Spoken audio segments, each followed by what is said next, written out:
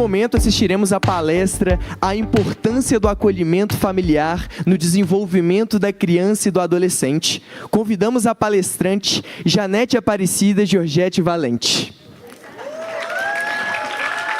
Ela que é assistente social, especialista em violência doméstica contra a criança e o adolescente pela Lacre USP. Formação em atendimento a casal e família pela Psiquiatria Médica da Unicamp, mestre e doutora em Serviço Social da PUC São Paulo. Membro do Movimento Nacional Pró-Convivência Familiar e Comunitária e Coalizão pela Família Acolhedora. Consultora da Rede Latino-Americana de Acolhimento Familiar. Formação em liderança executiva para a primeira infância Harvard, USA, pesquisadora no Observatório da Infância e Adolescência, NEP, na Unicamp. Uma salva de palmas, por favor. Muito obrigado. Convidamos também o doutor José Roberto Poiani, juiz no Tribunal de Justiça de Minas Gerais, titular na Vara da Infância e da Juventude de Uberlândia, Minas Gerais, membro da Coordenadoria da Infância e Juventude do Tribunal de Justiça de Minas Gerais, COINJ, e do Grupo de Monitoramento e Fiscalização do Sistema Carcerário e do Sistema de Execução das Medidas Socioeducativas de Minas Gerais. Uma salva de palmas.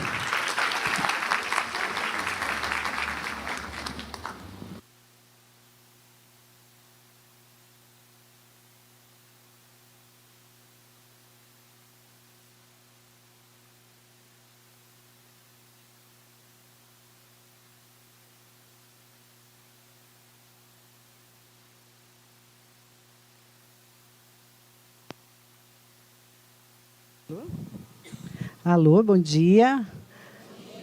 Estão todos meus amigos aqui me chamando de Georgette, que acho que nem sabia, né? Bem, eu mesma me chamo de Jane, então, Jane Valente, muito prazer de estar aqui com vocês. E eu quero dizer que estamos hoje extremamente emocionados, então acho que a nossa voz vai estar mais trêmula, e acho que nós estamos mesmo vivendo um momento de muita emoção. Esse grande grupo que está aqui há muito tempo não se abraça, mas há muito tempo não larga a mão de ninguém. Então, eu acho que nós estamos muito felizes em estar presentes, e eu quero agradecer especialmente a Fernanda, ao professor Valdeir, ao padre Providence, dizer que nós estamos muito, muito felizes mesmo, mas também, como a Fernanda, não podemos deixar de agradecer Cláudia Cabral, que deu início a tudo isso. Eu dizia, Cláudia, ontem, que na minha casa a gente tem uma família muito grande. E todas as vezes que nós nos reunimos, o meu pai e minha mãe diz: tudo começou com a gente, né? Então, eu quero dizer que tudo começou com você. Então, que você seja aplaudida por todos nós.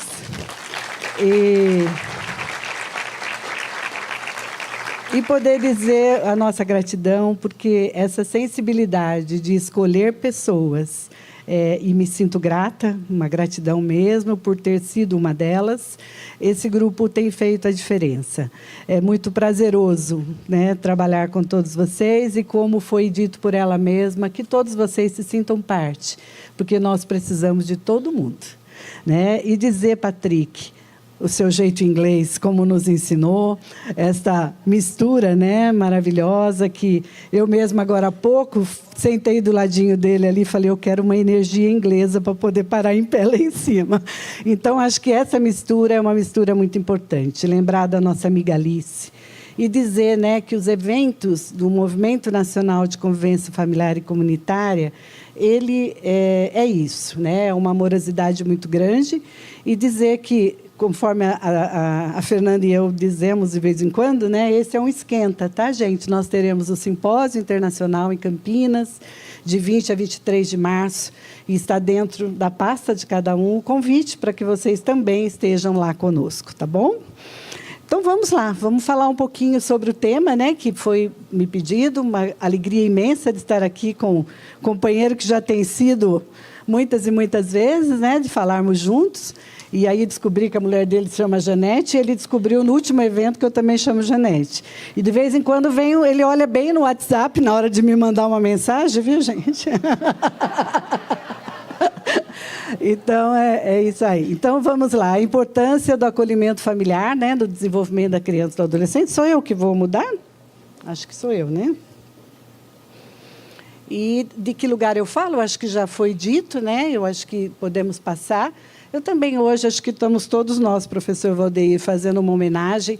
E eu não poderia deixar de fazer homenagem ao mineiro Antônio Carlos Gomes da Costa, que tem feito parte da minha formação, e o grande, né, pedagogo que deu a todos nós a alegria de fazer parte do Estatuto da Criança e do Adolescente. Eu uso sempre essa frase: nós, adultos, devemos cuidar da geração que vem, independente de ser nossos filhos. E ele mesmo, em muitas das suas obras, ele usa essa frase, né, de Benjamin Franklin: tu me dizes, eu esqueço; tu me ensinas, eu lembro; tu me envolves, eu prendo. Então, é isso que nós queremos, com amorosidade, poder falar um pouco, né, deste nosso histórico, dessa história que fala de nós. É uma história, né? Eu cito poucos autores, mas cito Renato Pinto Venâncio, que também mineiro, historiador, que a partir desse livro e de outros traz para nós uma história da realidade contada pelas famílias e não pelos administradores. O quanto o Renato Pinto Venâncio mostra que nós não temos uma história de cuidado, né?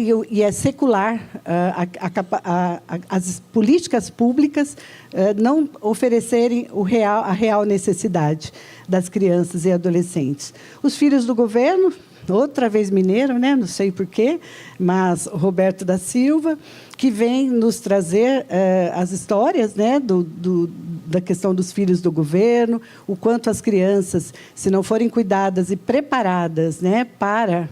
Desculpa, gente, o Roberto da Silva é paulista. O Roberto Carlos, que é mineiro, né? E o Roberto da Silva, ele conta para nós, né, o quanto, nesse livro, se as crianças não foram cuidadas para a autonomia, e acho que esse é o grande desafio da institucionalização das crianças, que é um problema muito sério, as crianças podem voltar para a prisão, ir para a prisão e ser, então, denominado aquele filho do governo, que nasce filho do governo e pode morrer filho do governo. E também da institucionalização de crianças, a querida Irene Risini, que traz aí um enorme trabalho a respeito disso. Caminhos da Adoção, da Cláudia Fonseca, para mim foi o primeiro encontro com alguém que dizia, obrigada, professor, dizia outros nomes, mas já falava de família acolhedora. Inclusive, o fato dela não encontrar um termo, e acho que nessa hora eu faço referência também ao movimento nacional, o quanto nós trabalhamos pelo alinhamento de conceitos para que a gente se identifique num país tão grande como o nosso. Cláudia usava adoção não formal para falar do família acolhedora e, para explicar para a gente, ela fazia uso do termo americano, né, foster care, e nós hoje temos um nome, mas temos um nome a partir de uma grande luta e um trabalho coletivo.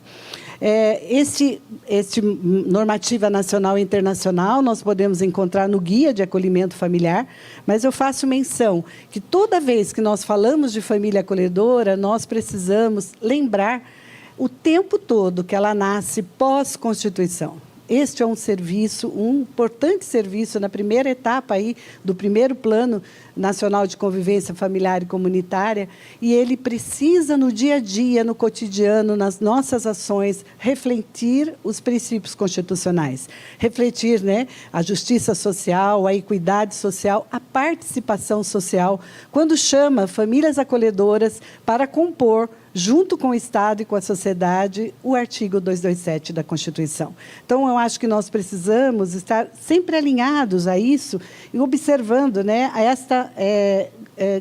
esse histórico, né, de aprendizados e de leis que hoje, após toda uma luta, né, que inicia, inclusive conseguindo colocar o Instituto Jurídico do Família Acolhedora para dentro do ECA em 2009, com a Lei 2010, ela começa a dar esse corpo e aperfeiçoa com as demais leis. Então, nós precisamos entender que, se eu falo de um bom desenvolvimento para uma criança, eu também tenho que conjugar com as leis e com as diretrizes, né, que vão sendo trazidas pela política. Não dá para falar que nós vamos colocar uma criança na família acolhedora e está tudo resolvido. Nós temos um alicerce, nós temos uma base pelo qual o serviço e as famílias precisam transitar. Então, dentro disso, de que conceito falamos, né? Ele é um acolhimento provisório de crianças e adolescentes que estão afastadas do convívio familiar, daqueles que não podem cumprir, não podem, muitas vezes, naquele momento, cumprir as funções de cuidado e proteção. É esse serviço que realiza o acompanhamento com o objetivo de estabelecer as condições e potencialidades, primeiramente para que a gente possa devolver, né, a criança para sua família ou família extensa de forma protegida. É uma medida protetiva, não é um ato voluntário da família. Dentro do serviço, né, ele está na alta complexidade do SUAS, da PNAS, e tem preferência. Às vezes a gente escuta a palavra prioridade. Queremos nós lutarmos para que seja prioridade. Mas hoje é preferência. Mas é preferência. E precisamos validar isso.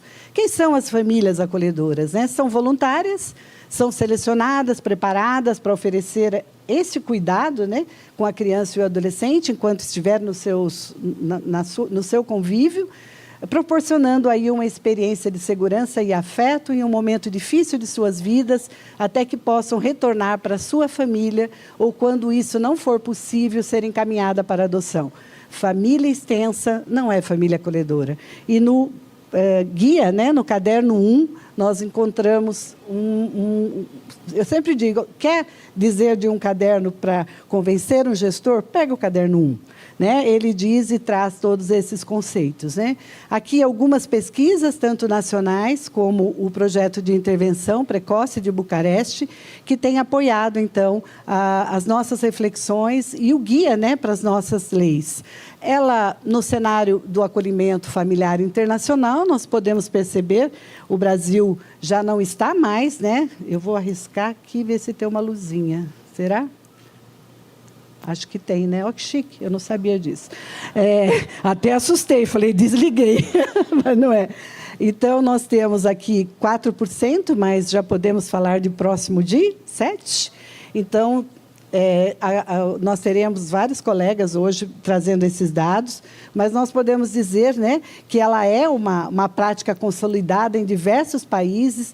Temos ali vários países sendo mostrados. Tudo bem que, muitas vezes, e ali está também o acolhimento em família extensa, mas nós precisamos olhar que o Brasil, assim como Portugal, não sei porquê, né, nós temos ali uma grande semelhança dos 4% também em Portugal. O Brasil hoje já caminhando para 7%, e dizer que a coalizão, que será dita pela Débora, vai trazer maiores detalhes desse nosso trabalho e compromisso. Eu quero dizer por que acolher em família, né, e comunidade é importante. Porque, desde ali dos anos 40, 50, né, do século XX, no pós-guerra, se intensifica a observação de grandes contribuidores aí com a nossa história, do quanto o viver, né, em família e comunidade trazia um benefício maior para as crianças, principalmente no pós-guerra, ou durante a guerra, onde as crianças eram retiradas dos grandes centros urbanos e indo para interiores do país, em famílias, para conservar a espécie. Então, nós fomos percebendo, eu tenho muito carinho, né, pelo trabalho de Donald Winnicott, né, que traz para a gente uma questão muito importante, onde ele fala do ambiente suficientemente bom para cuidar de crianças. Né? E o quanto, eu gosto sempre de brincar, mas ele é casado com uma assistente social, tá? Claire Winnicott. Né? Então, acho que também ajudou esse pediatra a olhar tantas questões. Né? O John Bowlby, Anna Freud, ou Spitz, né? Ou Bronfenbrenner, que a gente poderia pôr a Dalise aqui para falar, que ela falaria bastante, né, sobre isso, né, Dalise? Mas nós temos, a partir de situações como essas, que foram colocadas e foram muito importantes para a nossa história, nós temos... Agora ficou emocionado aqui, não está querendo ir. Vamos ver? eu gostaria de citar também Jesus Palacios, que já tem sido para nós uma grande referência. Eu cito o Instituto Geração Amanhã, que tem muitos vídeos a respeito da fala do Palacios, e acho que nós já temos que dizer que é uma pessoa que vive e viveu, né, o acolhimento familiar e tem muito para dizer para nós. Mas também eu fui banca esses dias, né, desta tese da Andriele, logo ela já estará disponível.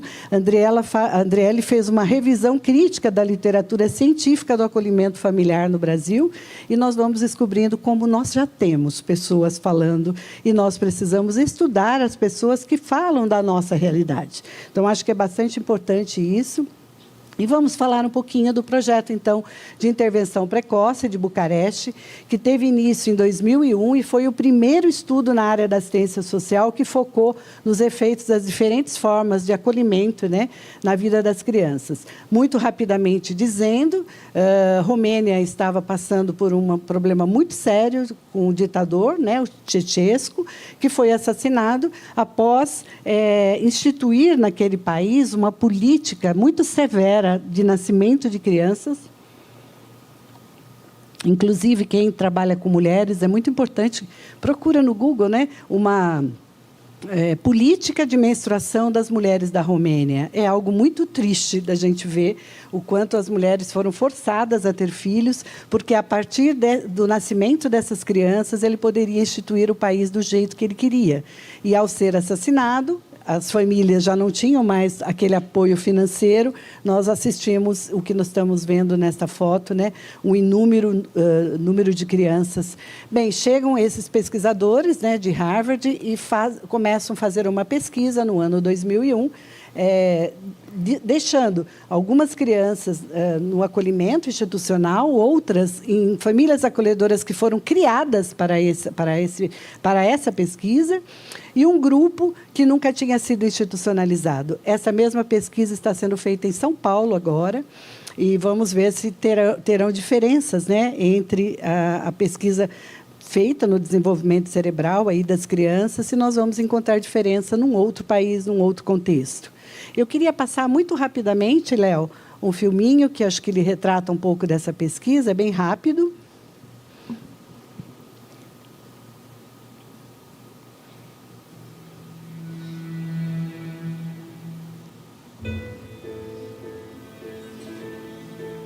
Romania had a very bad history of institutionalizing kids because of the previous dictator who ran the country. It was an experiment in social engineering. So by 1989, when he was tried and executed in a coup, there were more than 170,000 kids living in institutions. And we were actually invited in by a member of the government who wanted to close down institutions and thought if he had science to back him up, they would be more successful. So in our case, the treatment was high-quality foster care, which we had to build ourselves because there was none in Bucharest, Romania when we started. So we studied a large number of kids when they were babies, and we did an extensive assessment on them in many domains, brain, cognition, language, and then half of them were placed in high-quality foster care, and half stayed in the institution because there was no foster care for them. And we've studied their development for the last 12 years in many, many different domains. Now, what's powerful about this is that we knew that over time, many of the kids in the institutional group would leave the institution because we had no control of this. The government did this. But it turns out it didn't matter. If you were assigned to the institutional group and spent more than just a few years there, 12 years later, you still suffer the consequences, even if you were in a family after the age of 45. Because it was where you spent those years and those first few years of life that was most critical. One reason people have studied children growing up in institutions is it's a way to understand what happens when the brain is deprived of all sorts of experiences. So in many institutions, babies lie in a crib staring at a white ceiling for the first year of life. So there's no visual information. There's nobody talking to them, no one touching them except to change them a few times a day. So the kind of deprivation that occurs in institutional environments leads to a whole cascade of effects. One is that they diminish IQ, they explore IQ, severe language problems, severe attachment problems. They don't know how to have a relationship with an adult. As they get older, they also don't know how to have a relationship with peers. tem exemplos já que mostram que bebês que foram cuidados só no nível da necessidade, então troca a fralda, aquece, alimenta, desenvolveram algo que foi chamado de hospitalismo. São depressões graves, às vezes levando à morte, ou problemas de desenvolvimento bem sérios desses bebês. Então, cuidar do bebê só no nível da necessidade não constitui um sujeito nesse bebê. Institutions are not new. They've been around for hundreds of years. When I was in Salvador a few months ago, we went to see an institution, and it was, by all accounts, a wonderful place. It was brightly colored. There were a fair number of caregivers to take care of a number of children, whereas in Romania, there might be one person to take care of 15 kids. There was probably one person to take care of just a few kids. The people who worked there clearly were invested in the children. Fact is, those are not permanent caregivers. At the end of the day, those caregivers go home to their own families, and those kids stay in the institution. So there are model examples, just like in Salvador, of so-called good institutions, and those kids will have much better outcomes than our kids do. They'll have more normal IQs and the like, but they'll still suffer from social and emotional problems because of a lack of a consistent person to invest in them. When families say to me, well, are you saying we should never adopt a 4-year-old who spent 4 years in an institution? I would say, no, I'm not saying that at all. I'm just saying that just be prepared that it will take more work to help that child. Kids coming out of institutions are likely to feel like, imagine in a room of glass walls, but you don't know where the boundaries are, so you have to keep smashing into the walls to see where they are. So kids will test limits. So the parents are going to have to set limits. And they're going to have to show them that no matter what they do, they still love them.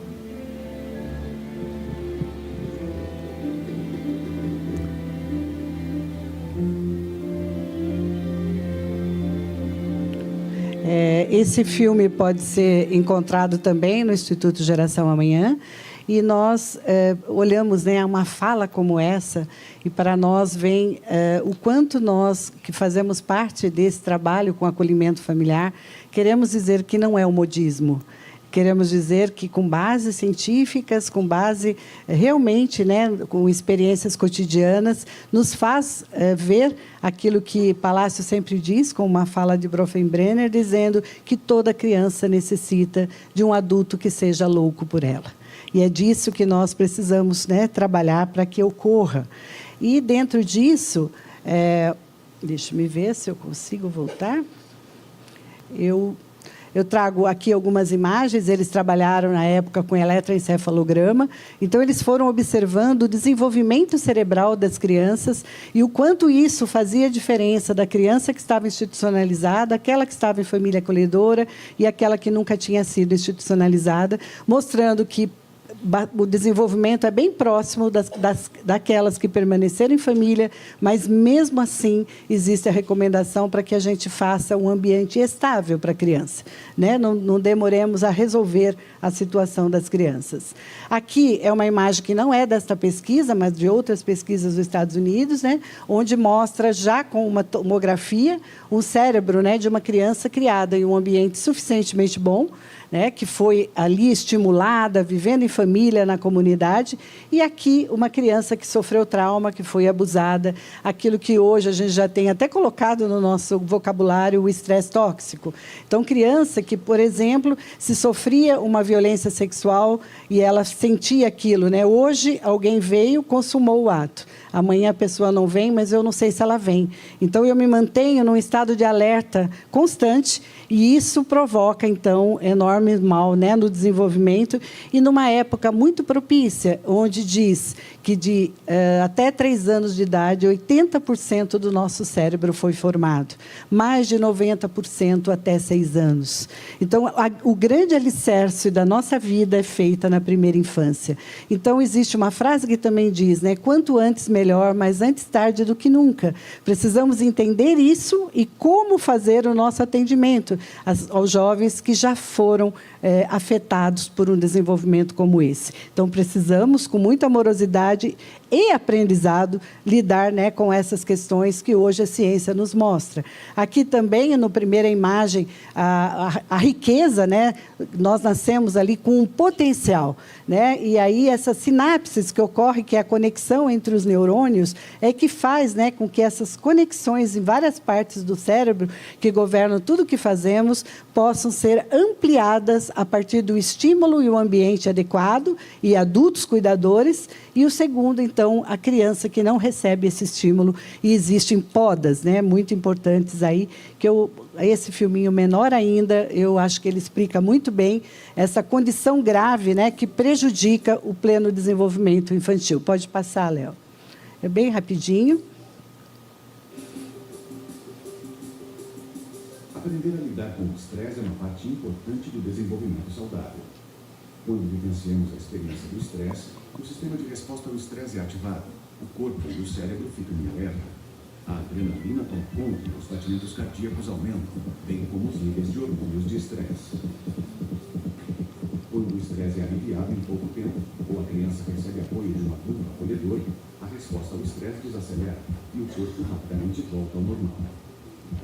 Em situações severas, como abuso e negligência contínuos, ou quando não há um adulto apoiador para amortecer os impactos do estresse, a resposta ao estresse continua ativada. Mesmo quando não há dano físico aparente, a falta prolongada de atendimento por parte dos adultos pode ativar o sistema de resposta ao estresse. A ativação constante de resposta ao estresse sobrecarrega os sistemas em desenvolvimento, como consequências sérias e duradouras para a criança. Isso é conhecido como estresse tóxico. Ao longo do tempo, ele resulta no sistema de resposta ao estresse permanentemente em alerta. Nas áreas do cérebro dedicadas à aprendizagem e ao raciocínio, as neuroconexões que formam a arquitetura do cérebro são mais fracas e em menor quantidade. A ciência mostra que a ativação prolongada dos hormônios de estresse na primeira infância pode reduzir o número de conexões neuronais nessas regiões importantes do cérebro, num período em que as crianças deveriam estar desenvolvendo conexões novas.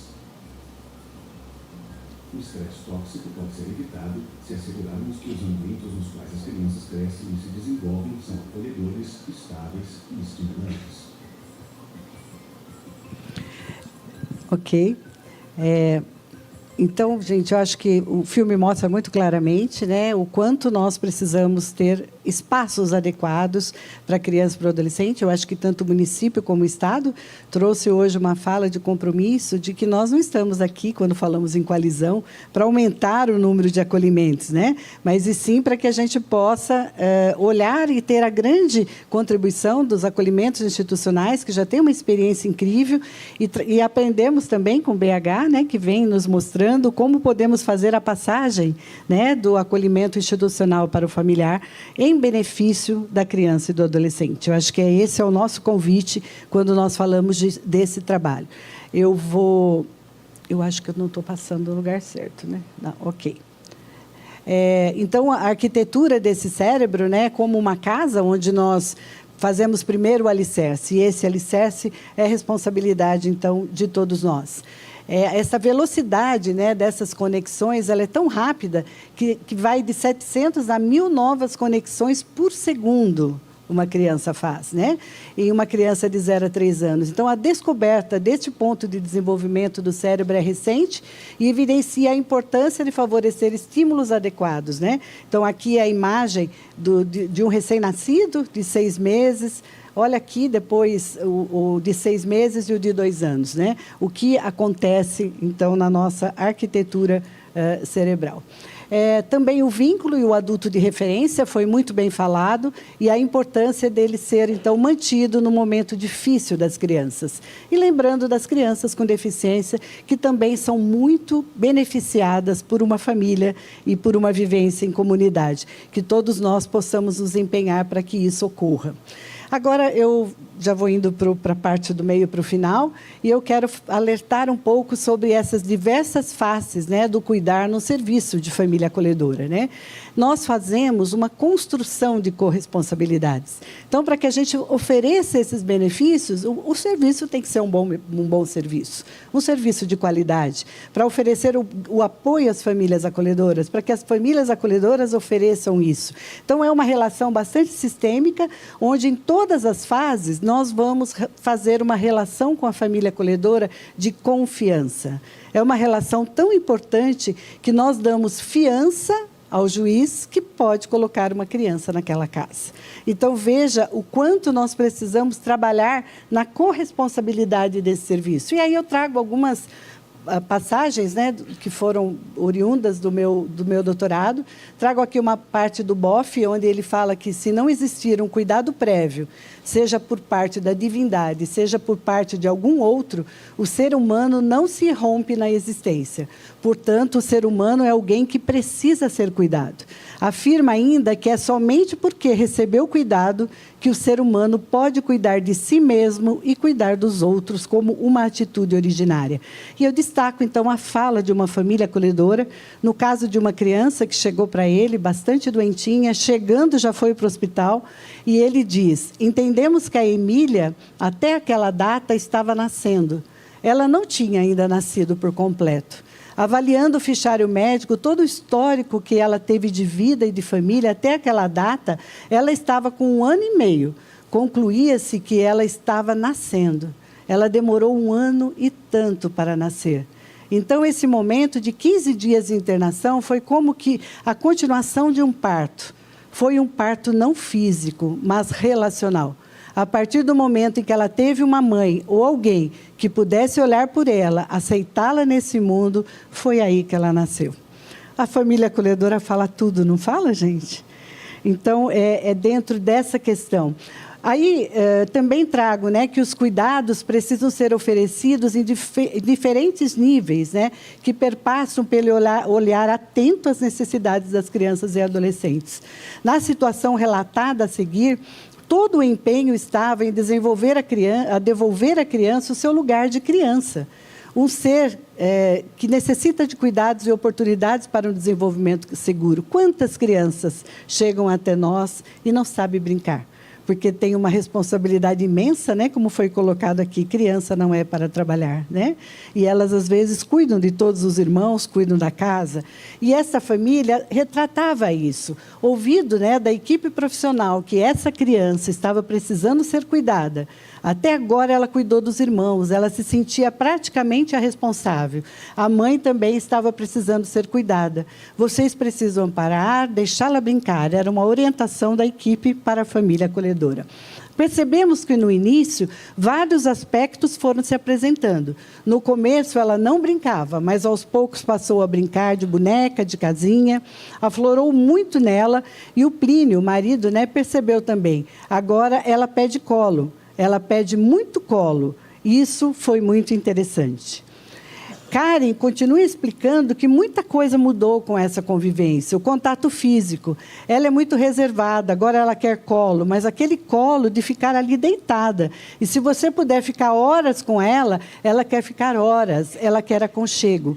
Ela não falava boa noite, para dar um beijo era difícil, era uma relação distante. Então, agora sim, ela dá boa noite, ela dá beijo. Esse contato físico, acho que isso também ela aprendeu. Os profissionais do serviço também já perceberam que houve mudança na Janaína, de voltar ao papel dela mesma. Mas percebemos que houve mudança na mãe também, de ela se posicionar no papel que precisava ser dela. Então, acho que nisso está o resultado de um trabalho de 2 lados. Receio do apego. Isso é uma coisa que é o que mais a gente encontra, né? Todo mundo tem medo de se apegar. Nós costumamos ouvir das famílias acolhedoras, ou daquelas que ainda não se tornaram, porque as acolhedoras até já começam a ter um novo discurso, né? As famílias da sociedade falam, mas eu vou me apegar, não é isso, família acolhedora? E depois vou deixar embora? Então, aí a gente diz assim, que é também um paradoxo. Nós acabamos de falar que o que mais uma criança precisa é de apego. A criança que não tiver apego procura por ele o resto da vida. E a criança que se apega, ela volta bem para a sua família e ela volta também pode ir para uma adoção. E nós, então, temos aqui o Bowlby, né, que explica, né, que o núcleo daquilo que eu chamo de vínculo afetivo é a atração que o indivíduo sente por outro indivíduo. Ele argumenta que essa atração levará os dois parceiros a procurar manter-se sempre próximos, uma relação de reciprocidade. Aí vem Zilá, a família acolhedora, ela diz: no seu primeiro acolhimento, Zilá tentou lembrar e repetir para ela mesma: eu vou manter uma distância confortável. E ao ser perguntada, conseguiu? Ela respondeu: é a maior piada. Posso dizer que foi a maior piada que eu conto dos acolhimentos. Mas essa é a minha frase teórica. A gente está falando de teoria. Eu vou manter um distanciamento confortável. Eu usava essa palavra e, num primeiro momento, foi tudo por água abaixo, porque ela se entregou para a criança. Foi pedido a Gabriel que ele pudesse dizer como foi viver com duas famílias, um adolescente acolhido. Ele fala: não tenho palavras para explicar. Tem algum sentimento que vem? É um sentimento muito bom, que me traz paz. Também acho que eles me amam muito, gostam muito de mim. Estou em paz, porque se eu perder qualquer uma das famílias, vou ficar muito abalado, muito triste mesmo. É uma família muito boa, gosto deles. Não importa o valor, as coisas materiais, que eu sei que é diferente. O que é bom é morar com as pessoas. Agora, se uma pessoa acha que é bom, alguma coisa material, fazer o quê? Para mim, não é isso que importa, não me importo. Importa estar com a minha família, morar com a minha família, mesmo se eu morar na rua. Ele voltou para o pai e conseguiu amar as duas famílias e nomeá-las. Esse é o Silvio, que é o pai deste menino, que diz assim, que ele relata que depois do nascimento do Gabriel, perderam o contato com a mãe deles e, consequentemente, com o filho. Lembra que um dia ele estava no trabalho e recebeu uma ligação da assistente social Amanda, que disse que estava com o filho dele. Disse que não se lembra de detalhes, mas recorda que ela perguntou se ele tinha interesse em vê-lo. Nossa, eu não acreditava. Achei meu filho. Foi uma experiência boa, de um filho que estava perdido porque eu não sabia onde estava. Depois que o serviço entrou em contato comigo, foi muito agradável, porque eu consegui encontrar o meu filho. Quanto nós procuramos os pais? Às vezes procuramos só as mães. Precisamos incluir os pais nos acolhimentos e na capacidade, né, do cuidado. A convivência familiar e comunitária também é um sentimento que se expande, né, para além do acolhimento, porque essa criança, ela está na comunidade, e esse acolhimento, então, perturba o sistema, mas é uma importante perturbação, porque ela arranca cada um do seu lugar. Percebe-se que esse efeito do cuidado de uma única família, a princípio, move o sentimento de outras famílias, da comunidade e do entorno, né? Então, a Ana, psicóloga, né, ela, entre outras questões, ela fala, né, o quanto o cuidado e a proteção numa forma mais restrita, pensando nessa questão da rotina, do cuidado, da alimentação, tanto o serviço como a família atendem bem a essa necessidade. Agora, eu acho que temos um desafio grande, que eu concordo, que é pensar no cuidado e na proteção de forma mais ampla, nas questões emocionais que as crianças trazem, da sua história, da própria família, de como lidar e elaborar essa história numa proposta de superação do que ela vai fazer dali para frente. Então, não só pensando que o acolhimento é temporário, não só oferecer esse cuidado e essa proteção no período em que ela está no acolhimento, mas o que ela pode usar deste período do acolhimento pela perspectiva da superação e da elaboração mesmo de todas as dificuldades. O que ela vai levar deste acolhimento para o resto da sua vida.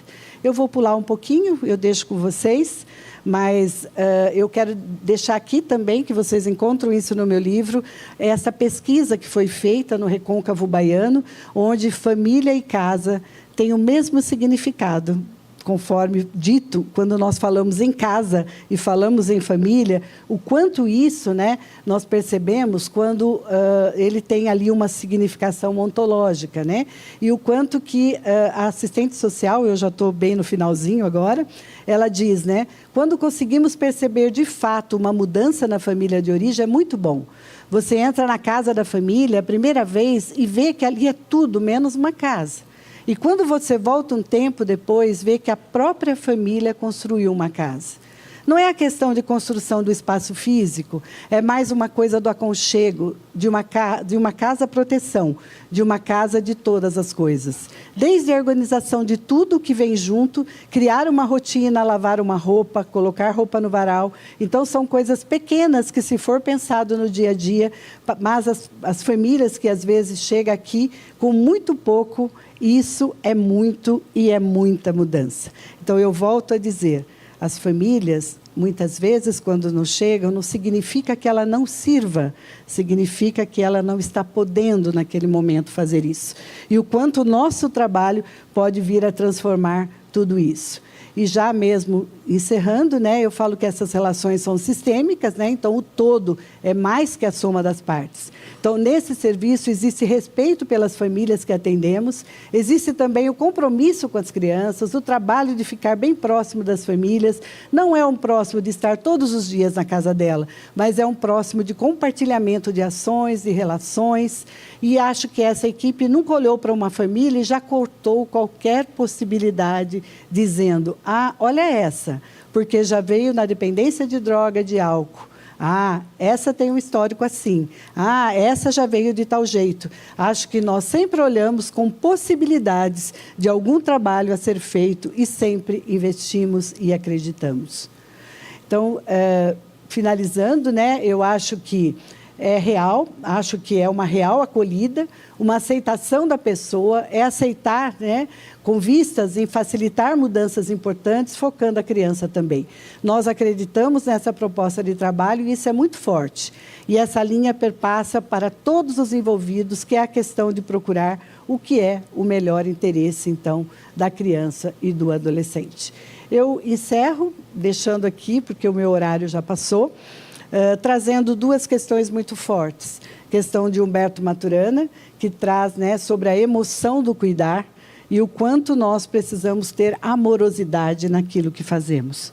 E encerro dizendo, sempre quem me ouve sabe que eu falo da minha bolsinha, porque eu consigo dizer, a partir dela, também fazendo homenagem a uma família de origem que muito trabalhou conosco, né, no GT Nacional, que também já partiu, e foi com ela que eu aprendi que quanto mais eu trabalhava com ela, mais ela mostrava que ela revirava a bolsa dela e não encontrava meios de ser mãe e de viver em família. Eu digo isso porque quando nós nascemos, cada um de nós aqui é como se tivesse com uma bolsinha pendurada, e nós vamos pondo lá dentro coisas boas, coisas ruins da nossa vivência. Ninguém pergunta na boca dessa bolsa, é família? É mãe e pai? Eu volto na frase do Antônio Carlos Gomes da Costa. Nós, adultos, temos que cuidar da geração que vem.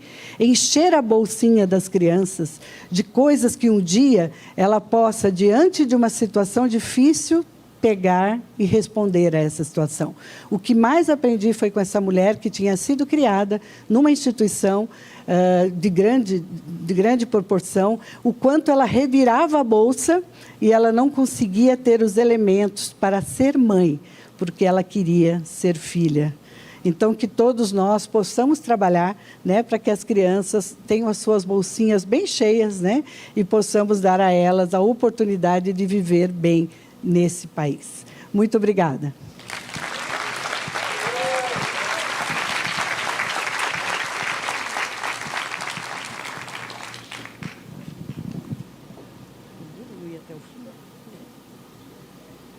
Posso usar seu microfone?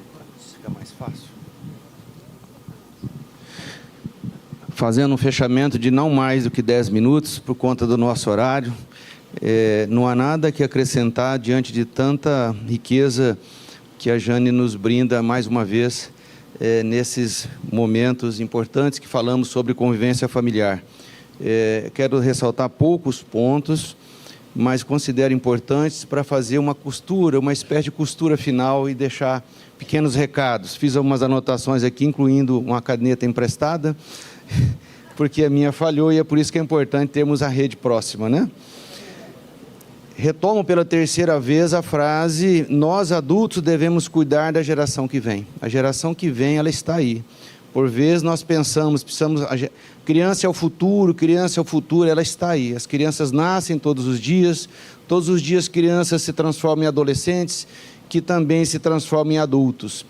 o resultado de tudo que se faz nesses períodos ricos, como nós já sabemos, nós vamos verificando a partir da maioridade. Então é preciso nós agirmos hoje. A infância é hoje, a adolescência é hoje. A convivência familiar, como muito bem nos trouxe a Jane, ela, de início, na história, retrocedemos aí 2 séculos, percebemos que ela era desprezada por completo.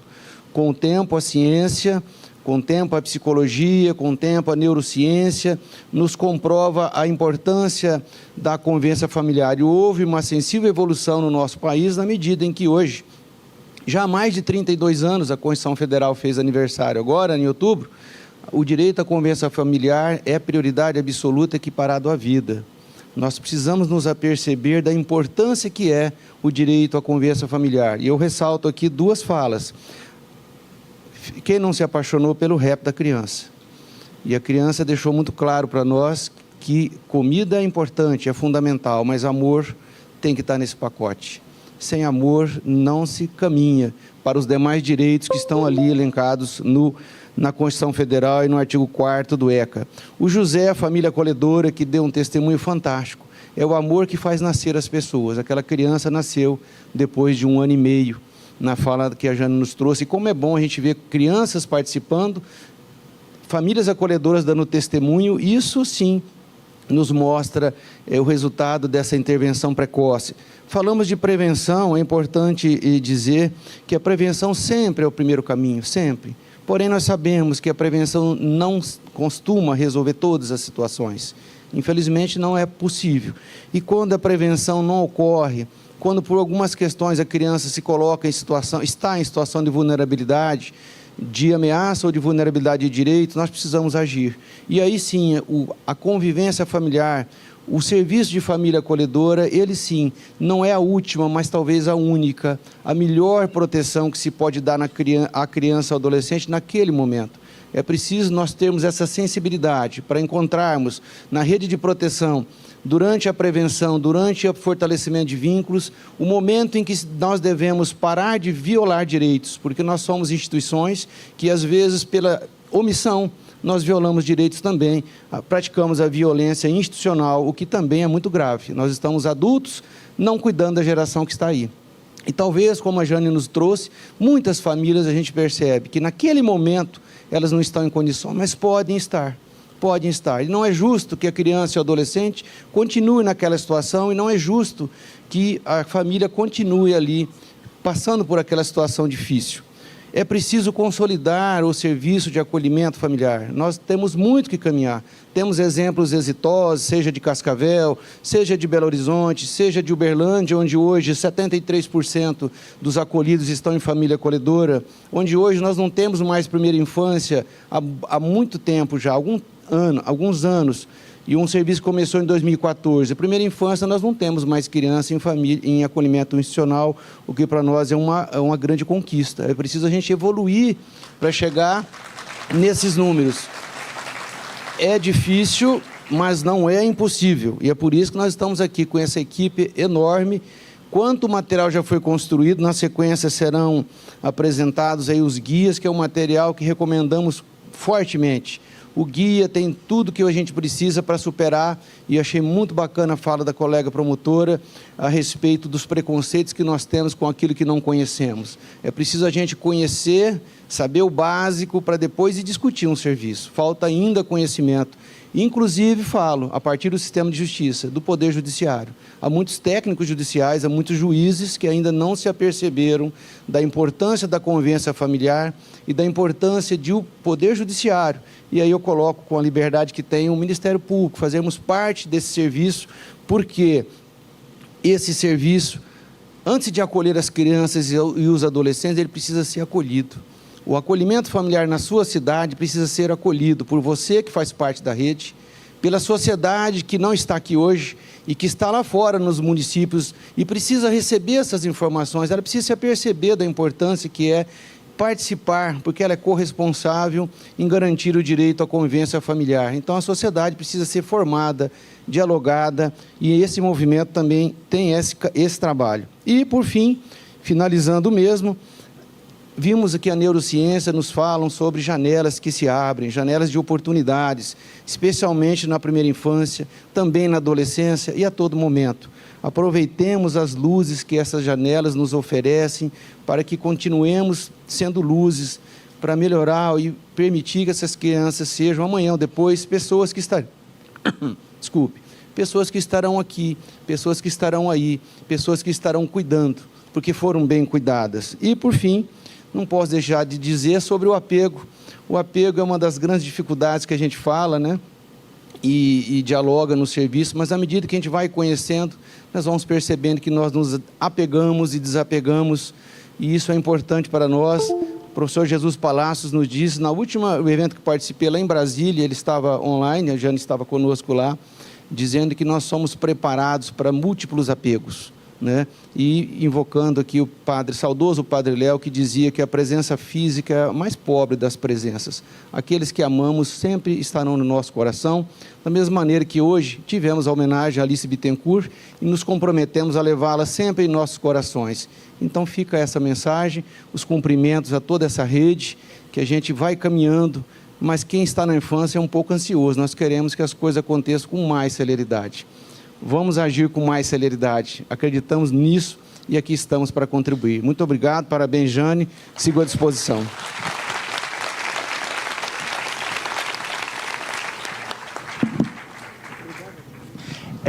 Antes que vocês deixem um pouco, e agradeço a palestra maravilhosa, foi preparada uma lembrança para vocês dois.